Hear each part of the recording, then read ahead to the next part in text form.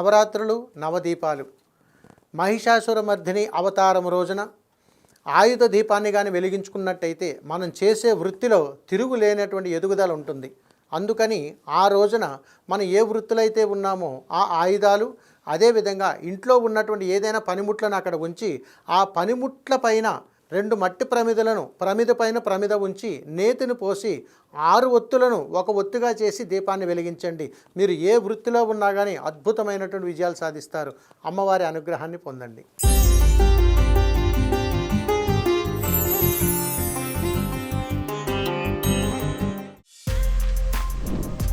For more videos like this, subscribe Big TV channel.